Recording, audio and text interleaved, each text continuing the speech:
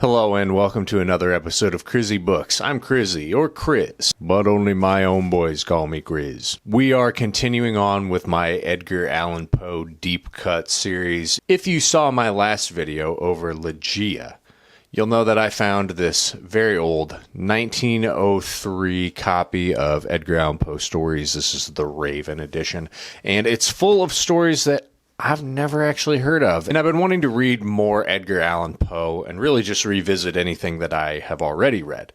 I want to read more of the deep cuts, and this one has a lot of them. So, Ligeia being the first one that I read. Next up on the list, we have Morella.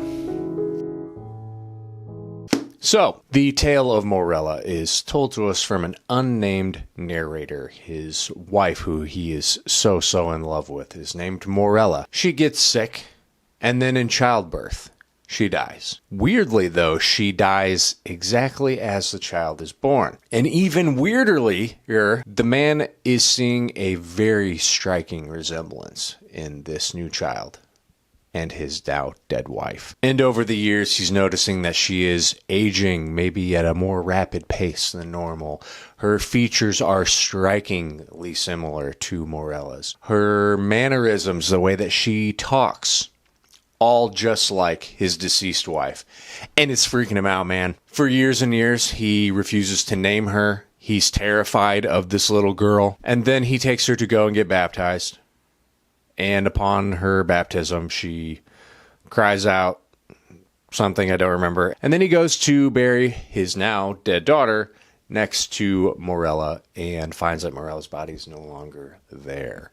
And that's where the story ends. Much like Ligeia, this story is about a man who loves a woman so much, and then she dies, and then some type of supernatural thing starts to happen. This one is a little bit different from Ligeia, though, where it's implied that the dead wife is perhaps reincarnated in her newborn daughter. Maybe her soul has possessed the body. Her spirit is inhabiting this body, this new child.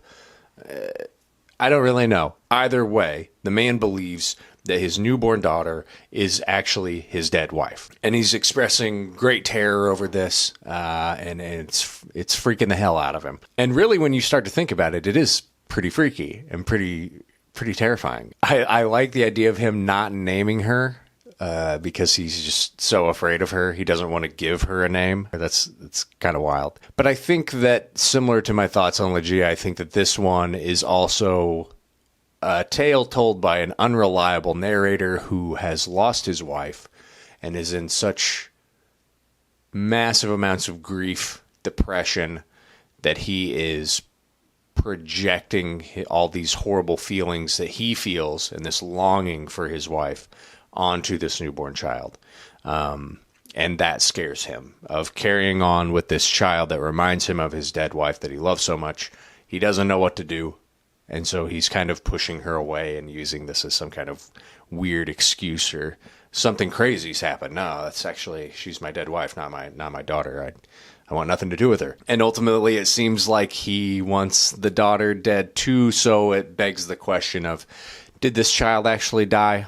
Or did he kill her, or maybe set something up in order for her to die so that he can be rid of her? So you kind of have these two different scary things happening at once, because if you are to believe the surface story and what our narrator's telling us, it's really terrifying. It's a pretty scary story. I like it a lot.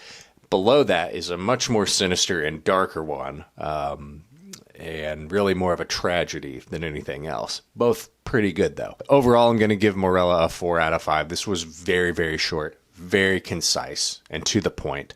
And like I said, on its surface, the story is actually pretty scary when you stop to think about it. I liked it a lot. I thought it was good. Give it a shot. Again, it's tiny. Couple pages long. But what do you think? Have you read The Tale of Morella? Do you like it? Do you not like it? Sound off in the comments. Be sure to join me next time. I'm going to be reading A Tale of the Ragged Mountains. Be sure to leave me any suggestions of any other deep cuts I should check out. Be sure to like the video, subscribe to my channel, and as always, thank you for watching. Bye.